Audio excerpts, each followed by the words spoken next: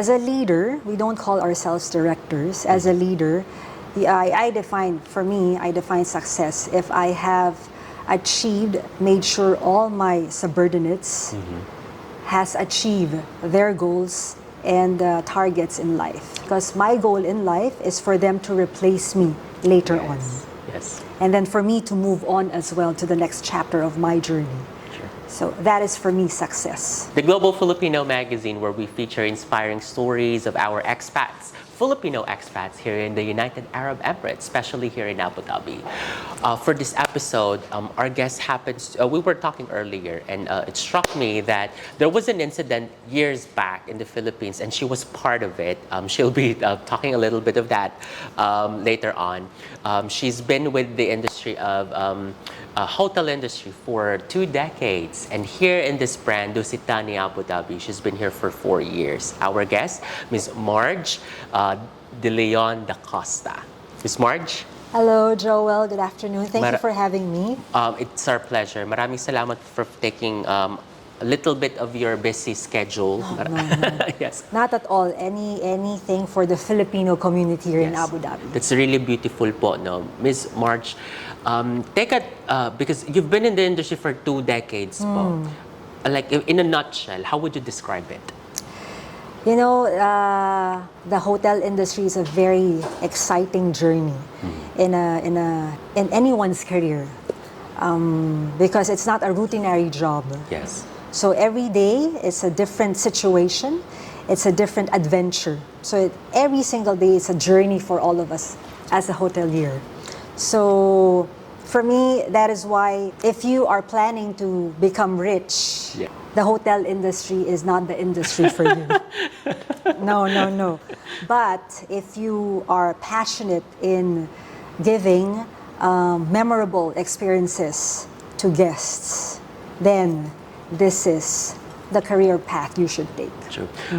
Ms. Marge, in other hotel chain, let me just get to that, because I think that's a very inspiring story. You started your new post at work. Yes.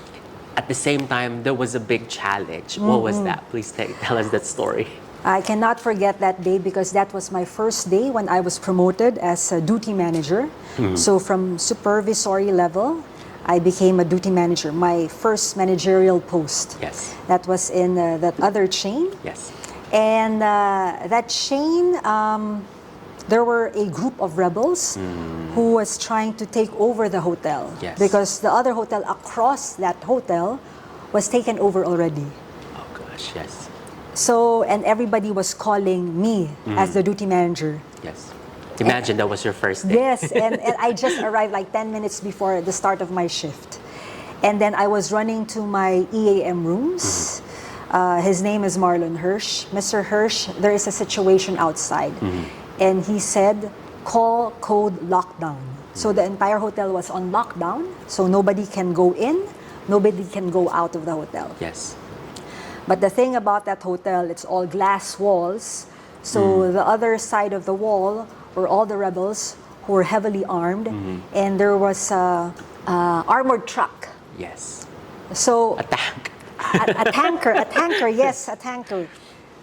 So it's a mix of guests and colleagues at the lobby because everybody, when there was a code lockdown, there was an announcement already.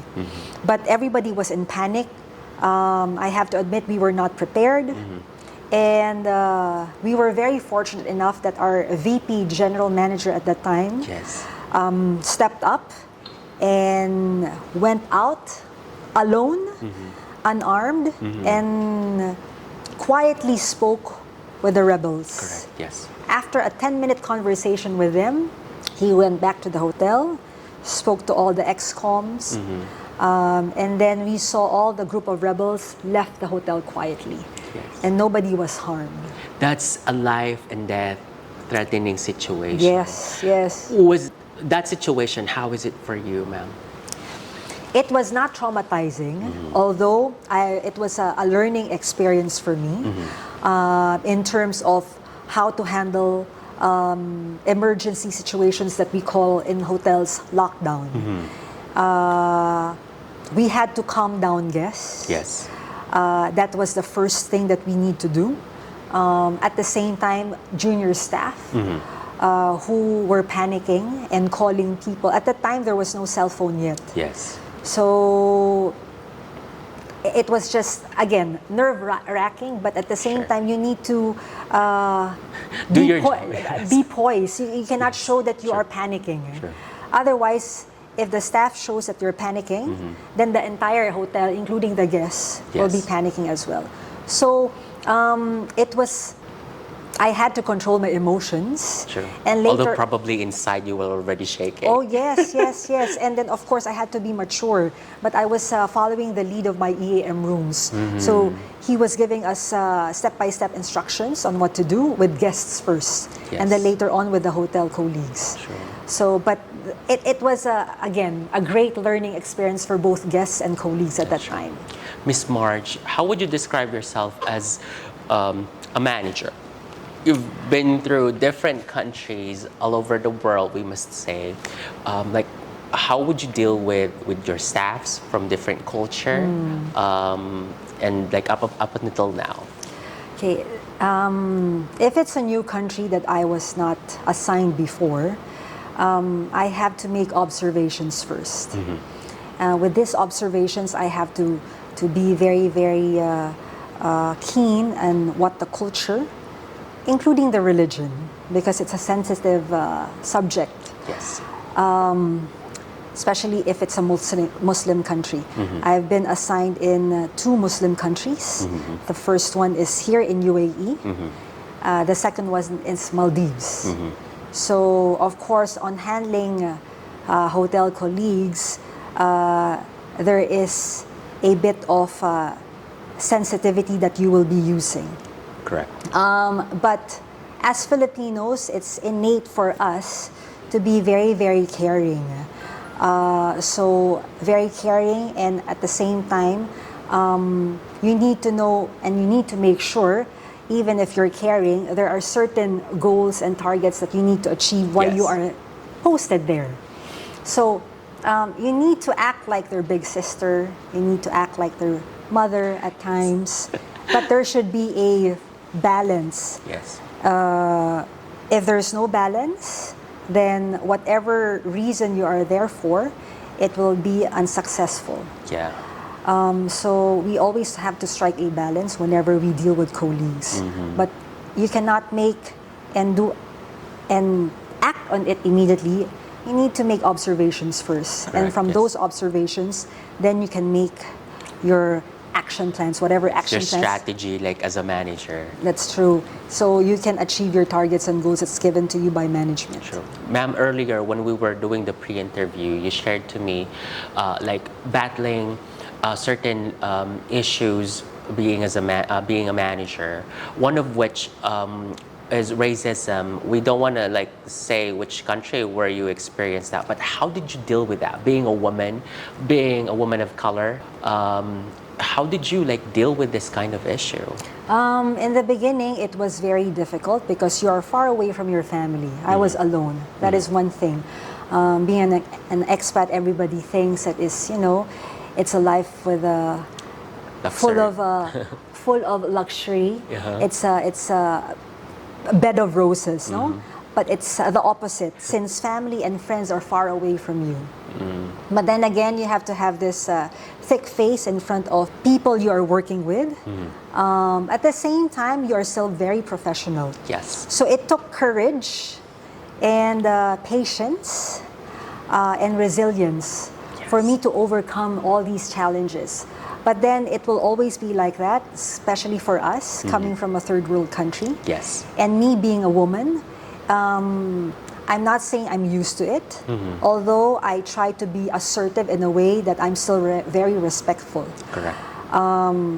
UAE is a land of full of opportunities. Yes. In Abu Dhabi, it's still very, how do I say this? Like outside the Philippines, I think among the countries that you've been through, UAE has the longest, that you stayed the longest. That's true, that's true. Before it was 2 years, and then now it's 4 years. Yes. For me, UAE is one of my favorites because of the pacing of work here, the lifestyle, Yes. the non-taxable income. Yeah. That is There's no one. deduction. Yes, yes. And the acceptance of the locals here for all different nationalities who would Yes. love to work here in UAE. Correct. So this is why I love UAE. The package is very different from other countries. For sure. But then again, being far away from family is one of the True. major Challenge. challenges. That's true. Miss Marge, also, we touch a sensitive topic for being a woman because you've been married for a couple of years, right? Yes. You yourself, you consider your career as your baby. Yourself is not like a literal mother. Like, what's your take on that?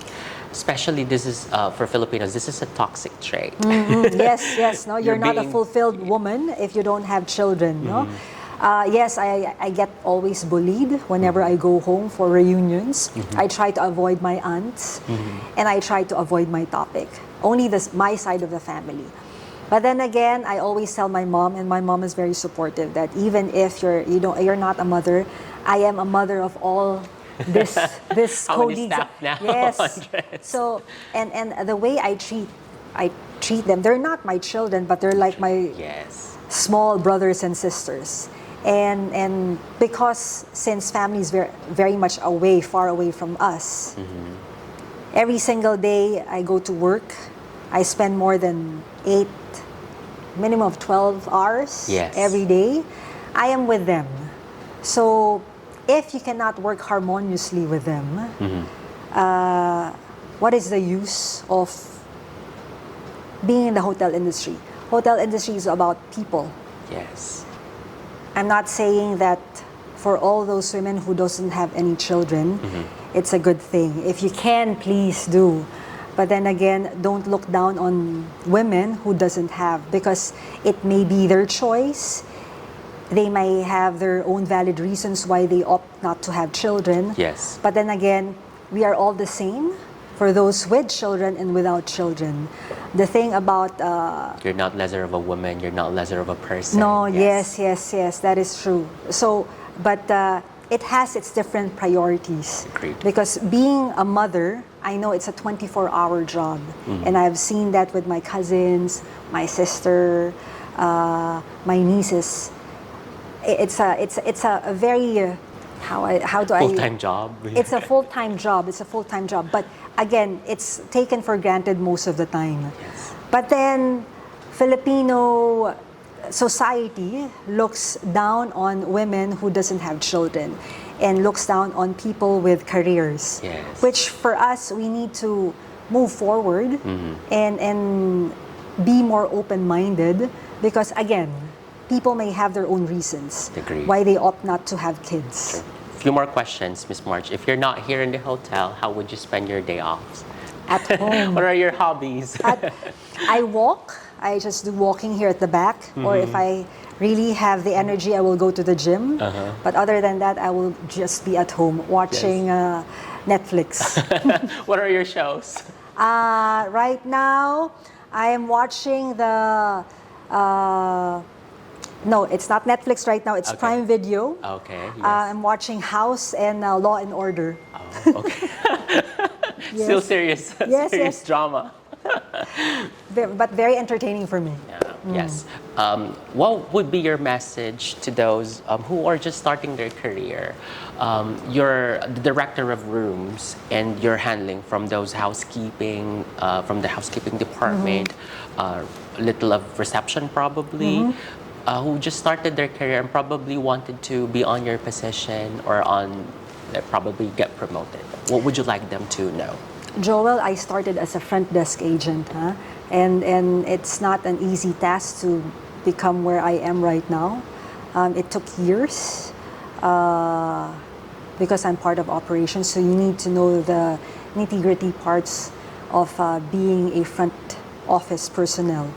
So even if you're starting from the beginning, Yes. please don't lose hope. Because, of course, the package will not be as attractive compared to where I am right now. But then again, the experience, the journey will not be replaced with a mere banker or a teller. But when you become a full-time hotelier, engaging with different guests from different countries, then it's going to be a very different experience for them. Yes. And again, going to this industry, you need to have passion. Otherwise, if you don't have passion, you will not succeed. Yes, that's really beautiful. Last question, Miss Marge. Given the things that you have been through, places that you visited, worked, and the achievements that you have achieved, how do you define success? What is success for you, Miss Marge? Okay, as a leader, we don't call ourselves directors. As a leader, I define success if I have made sure all my subordinates has achieved their goals and targets in life. Yes. So for instance, I always tell them, you need to make sure, even if you're only a supervisor or a manager, you need to step up. Yes. And later on in life, because my goal in life is for them to replace me later on. Yes. And then for me to move on as well to the next chapter of my journey. Sure. So that is for me success. Thank you so much, Miss Marge. Thank you so much for making time and sharing your story. Thank That's you really for having beautiful. me. Yes. Mga ka-global, that's the inspiring story and success story of Miss Marge de Leon de Costa. Maraming salamat po.